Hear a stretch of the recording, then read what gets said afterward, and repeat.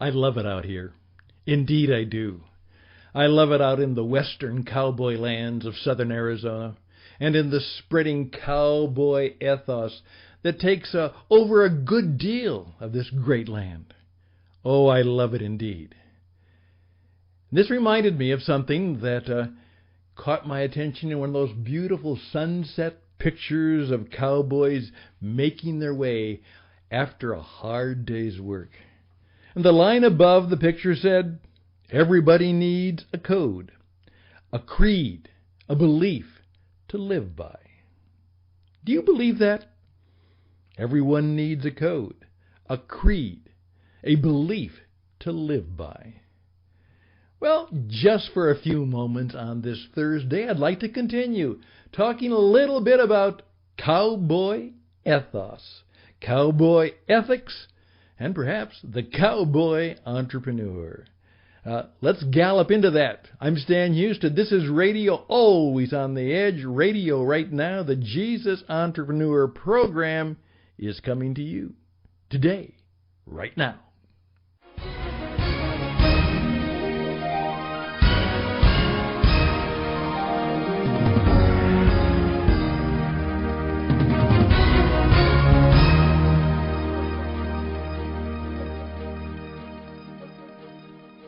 Well, we're back.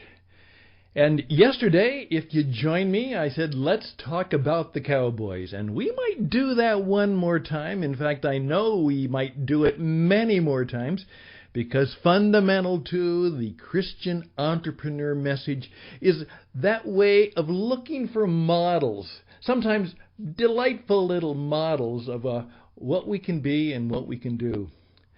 I saw one today. It was on the television right now. There's a fairly well-known character who's a rugged entrepreneur, and he's got both the rough edges and the finesse of a salesman entrepreneur. And he was talking about a little bit of his approach as to how he gets things done. And he had a wonderful little line. He said, "I'm kind of a parakeet woodpecker." Parakeet woodpecker. He said, "Yep, those are my birds." And the people said, "What do you mean, a parakeet woodpecker?" He said, "Well, I'm like a parakeet. I just keep saying the same thing all the time. And then I peck on your head." I say the same thing all the time, and then I peck on your head. I'm a parakeet woodpecker. And you know what? I smiled, because I know that that's a fairly good way of describing him. And it kind of suits him. And in a delightful way, it's a way to remember him. And that's his code. That's a lot of how he does the business he does and how he's been successful. What are some of the codes you have? I had one gentleman who loved the idea of calling his organization the coyote. Now, that was a surprising thing, because usually the coyote is not thought of as a very attractive animal. Certainly not here in cowboy country.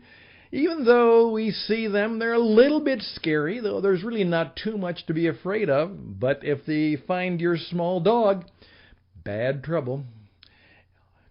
Often in our little village here, and I shouldn't say too often, but unfortunately more often than we want it to have happen, the coyotes will find one of our small little dogs and unfortunately take it away. And that's kind of the law of the jungle. That's the way it is. From time to time we'll hear the coyotes screaming either somebody in their pack got hit or they took somebody out. That's the way the jungle, the land is. And I love the jungle. I love the cactus. I love the beautiful sunsets. I love the land. I love the ruggedness. I know that I have to be careful when I'm out there because of the cactus and the bite they can give. There's just a whole lot about this land. And that has led me to do what I'm not original at, but a lot of people like to do, is can we find kind of a way to use the cowboy legend, or the ethos, or the character, and maybe the ethics A gentleman named James Owen really got us going some years ago. He was a man from Wall Street and was not terribly impressed by the kind of ethics he found in New York City. And he started a Center for Cowboy Ethics and Leadership. Why don't you Google it? And what he attempted to do was simply say, there are things that Wall Street can learn from the cowboy who rode and helped civilize the Wild West. I remember in many of the stories that Louis L'Amour wrote, he oftentimes pointed out that if a man was stupid enough and cruel enough to hurt and abuse a woman in cowboy country, that could be very, very bad. Just as they oftentimes hanged somebody who stole someone's horse because that was to steal their safety and livelihood, the man who would hurt a woman, and you see men outnumbered women oftentimes 8 to 9 to 10 to 1 in those out-and-out places. If a man hurt a woman, it could go very, very poorly for him. And obviously, if you were a cowboy when the lady approached, you stopped and you would tip your hat to the ladies. That was the cowboy way. You just had to do that. Well, I asked you yesterday just to begin to think about some of the cowboy ethics that you might want to put into your view of life. Remember, if you can have animal stories like parakeets and woodpeckers, the man actually had the coyote because he found out that coyotes, like many species, have some good qualities like mating for life and very protective of one another, caring for one another. And so even in their ruggedness and ruthlessness, there was something delightfully ethical about what you even saw in the cowboy. And we all remember those stories of Wile E. Coyote and the Roadrunner, and usually the Roadrunner was able to take advantage of that. And I always think of that because we have Roadrunners, and that's exactly what they do. They run around the road, and they're there quite often. And by the way, they're a tough little bird. Just ask a rattlesnake occasionally or a large lizard just what might happen if they try and take on a Roadrunner.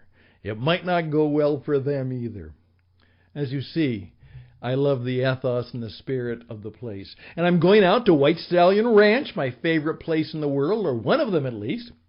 And I'm going to have a time after the sunset ride. We'll come in and we'll have around the campfire, we'll have some really good white stallion, the Russell True family grub. Looking forward to it. Someday I hope you'll join me at the White Stallion Ranch in Tucson, Arizona. And we'll show you some of the places where some of the world-famous cowboy movies were made, too. In fact, you might sit in the very same place that a star cowboy one time sat down, took off his hat, released his boots, and just took it easy. It all happened, also, many years ago at historic White Stallion.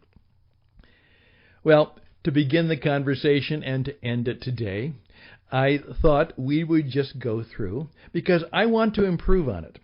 It's a good start, but as we're putting together a way that we can combine the Christian spiritual values, the cowboy ethos values, the values that God has given us in the person of Jesus, because I kind of think Jesus would have been a cowboy. He kind of lived a cowboy life in many ways, and please keep in mind what a cowboy is kind of a shepherd, a sheep herder, a good shepherd. The Code of the West, according to James Owen, was something like this. So here we go. 10 of the Code of the West. Live each day with courage. Take pride in your work. Always finish what you start. Do what has to be done. Be tough, but fair. When you make a promise, keep it. Ride for the brand. Talk less and say more. Remember that some things aren't for sale. And number 10, know where to draw the line. There they are. You want to hear it again? Okay, let's do it. Live each day with courage. Take pride in your work. Finish what you start. Do what has to be done. Be tough but fair. Make a promise. Keep a promise. Ride for the brand. And I think this is a good lesson for me as a broadcaster. Number 8, talk less and say more. Remember that some things aren't for sale, and know where, always know where, to draw the line. There we go, my friends. Just 10 minutes today, and helping you think about how you might begin to draw your own, code of the West, code of your company. I oftentimes walk into a business and say, the success of your entrepreneurial business is because you know what you stand for. One of the successful businesses that was literally a startup in the startup nation, and now my good friend, through our work together and her great, hard work. That's vital. She worked hard. We worked hard. Cowboys worked hard. And whether you like him or not, Donald Trump will be successful because he works hard. And from that, we have this a little bit of an ethos of what we should do. And what we did with this company is she simply said this: Stan, what do we stand for here? And so we got together, and literally over a cup of coffee on an afternoon, we sat down and I took notes. And she said, this is what I want my company to stand for. She started, we don't blame. We fix it. We take the hit. And then she went on to express some of the things that she wanted in her company. In this company, everybody seeks to be one of the 3%. If you don't have any goals, get moving. She says, I want people who want to care for one another and their customers. And if we have a problem with a customer, she went back again, we take the hit. Let me ask you, I would love for some of you to have your own. What is your cowboy code for your company? What is the cowboy code that you have that reflects your values as a human being? You're following the Lord Jesus, master entrepreneur. And perhaps with a smile, a little bit of the cowboy legends like, Roy Rogers, Dale Evans, Gene Autry, Wild Bill Hickok. All of those great Western heroes, because every Saturday morning we had a morality play. And I just wonder if perhaps seeing that little morality play on Saturday morning and in the theaters on Saturday afternoon might have had something to do with the kind of people that those young people who are now old had become. Maybe it was the music and the movies they saw, they heard, that had a little bit of a difference, because it's certainly different from much of the music and movies we see today. As my friend said, maybe we need more cowboys and less lawyers. Nothing personal to my good friends, Rod, Laura, and many others, but we really could use more cowboys. Why don't you be one? I'm Stan Houston. All the best and blessings. We'll close it up in just a moment.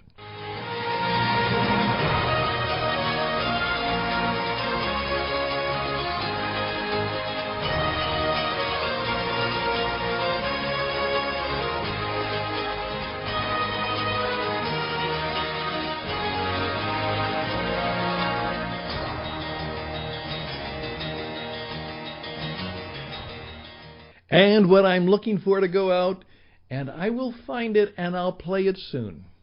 Roy Rogers and Dale Evans, happy trails to you.